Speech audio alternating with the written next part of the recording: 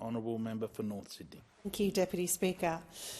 So I want to start tonight by saying I'm a proud Australian who can trace her family's history in this country back to the First Fleet, which arrived in 1788. Members of my family forged pathways across this vast landscape. They helped build communities, drive industry, defend our shores and protect and assist those who needed help. I am proud of this history, and indeed I'm often inspired by it, but I also recognise it pales into insignificance when measured against those who were here before the arrival of the First Fleet, our First Nations people, who science shows have walked this land for over 60,000 years. In this context, I feel an extraordinary responsibility as I rise to speak as North Sydney's representative to the Constitution Alteration Aboriginal and Torres Strait Islanders Voice Bill 2023. And in doing so, I acknowledge that before 1788, my electorate on the North Shore of Sydney was inhabited by two First Nations communities, the Gamaragal and Wallumedegal. This bill enables an act to alter our constitution to recognise the First Peoples of Australia by establishing an Aboriginal and Torres Strait Islander voice. It is a bill which I believe many will look back on years to come as they reflect on how our nation came to be where it is. And it is a bill that I am unashamedly looking at as a proud Australian, as someone who wants my nation to be all that it can be and my community to have a unifying expression of who we are, where we have come from and where we are striving to go. For while the current debate seems to want to divide us, I believe there is one thing we are all united on, and that is, regardless of our history, as we stand here today, we are all Australian. I believe for us to realise this truth, however, we must commit ourselves to living proudly in a reconciled fashion with our shared history stretching back over 60,000 years. While this bill is not perfect, having looked at it and listened deeply to those who speak with authority about how it has come about, the ambitions and desires that supported its creation, and the optimism that comes with it, I am convinced it represents a positive opportunity for us to move forward as a country. Even so, there remain questions as to what this change will mean, and in truth, as we stand here today, public opinion on its merits, needs and potential impact is divided. As we move forward, then, I commit myself to facilitating respectful conversations that pursue a simple agenda of ensuring every Australian is confident of their own decision when it comes time to vote in the referendum. It seems like a simple thing to wish for those that came before us: recognition and empowerment. And from my perspective, it's a privilege to be a part of a generation that is prepared to step into this space and begin the process of evolving our nation into a land where we're all rightfully respected and connected through a shared history going back 60,000 years. The Uluru Statement from the Heart is not just a beautiful piece of writing. It is fundamentally an invitation to take part in a meaningful process of reconciliation. And that starts with listening to our First Nations peoples, which is what this constitutional alteration enables. I want to specifically thank the First Nations leaders, activists and communities behind the Uluru Statement from the Heart, the Referendum Working Group, the Engagement Group and the Constitutional Expert Group for your counsel and leadership. When our Australian Constitution was first written, its creators were people, all men, from distinct communities who believed that for the modern nation of Australia to grow, it needed a framework that enabled representatives from each area to negotiate and agree by consensus the best way for us to move forward. It took 8 years for the Constitution to be drafted and 2 more for it to be ratified on the 6th of July 1900.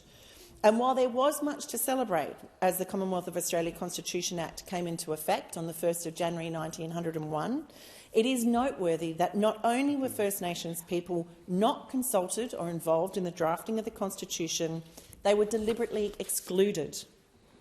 Not only did First Nations people have no say in the way the Commonwealth of Australia was to be governed, the Constitution specifically prevented Aboriginal and Torres Strait Islander peoples from even being counted as part of the Australian population.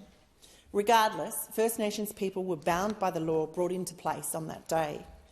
In 1967, then, the Constitution was amended to enable First Nations people to be counted amongst Australia's citizens, and for this place to make laws specifically for First Nations people.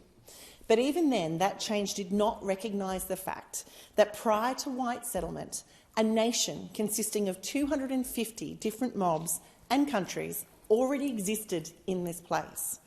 It is for this reason that in 2023, we as a parliament and a people are trying to find a way to finally right what I believe is a long-standing injustice. The truth is, since colonisation, Aboriginal and Torres Strait Islander peoples have experienced profound and continuing disadvantage. We may not like to speak of this history. It makes many people uncomfortable.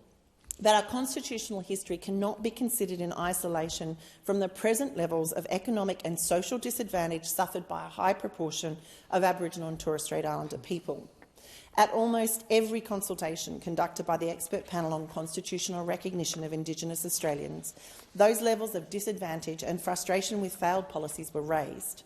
Indeed, the findings of the panel were unequivocal. The closing the gap statistics are by any standard a cause for concern.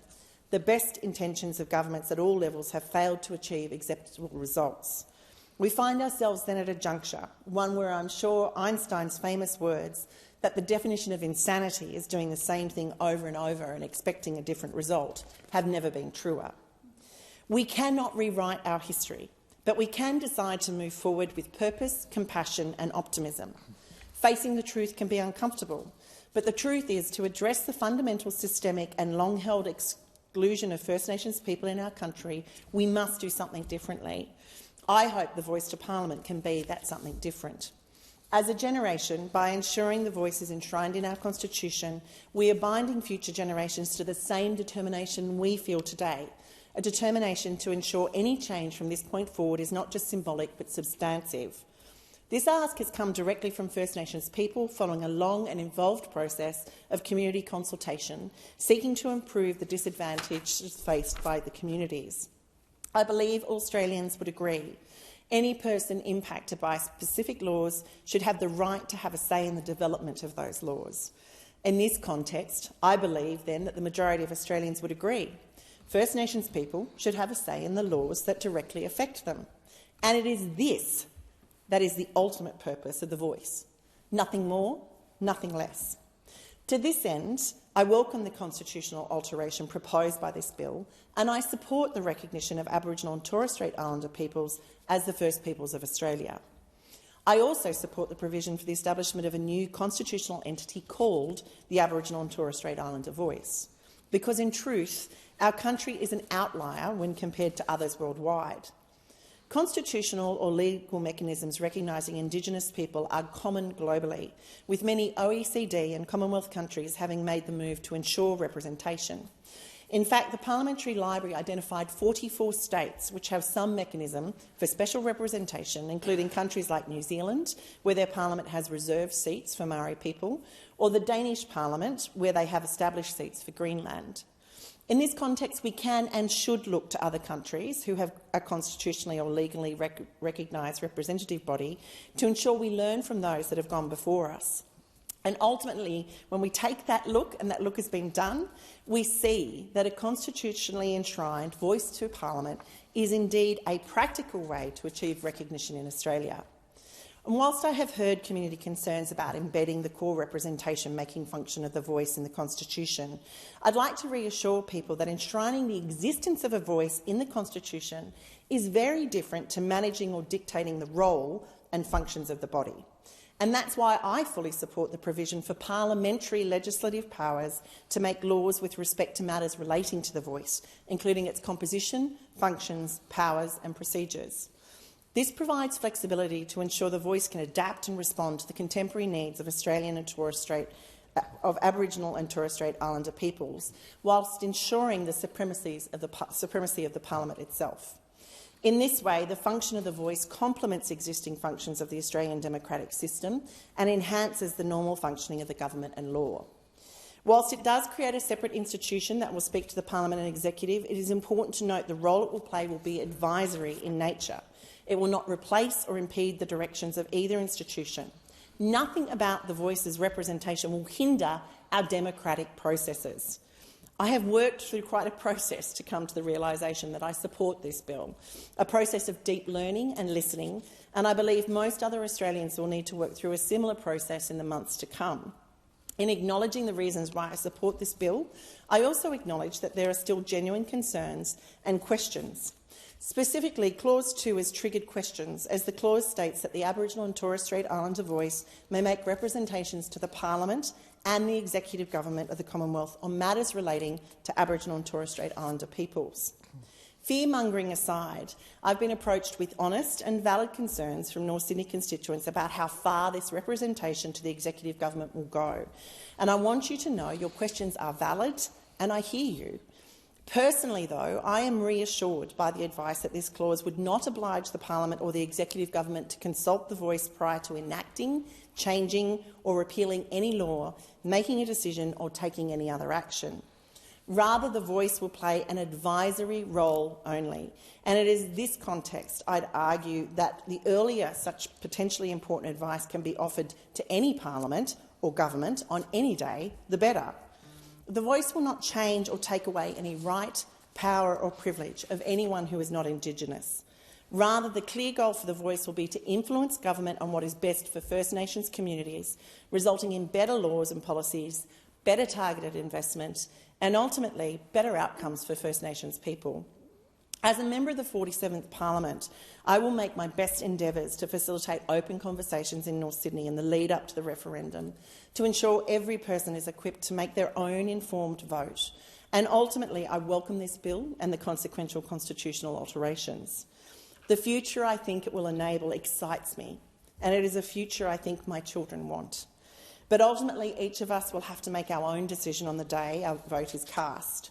I just hope that in my role as the member of North Sydney, I can ensure as many people as possible cast their vote that day from a place of optimism and courage, seeking to leave this place better than we found it. In finishing then tonight, I wanted to finish with the closing statement from the Uluru Statement from the Heart itself. It ends by saying, in 1967 we were counted. In 2017 we seek to be heard. We leave base camp and start our trek across this vast country. We invite you to walk with us in a movement of the Australian people for a better future. I say then, in 2023, together we can achieve this better future. And I commend the bills to the House. The question is that this bill be now read a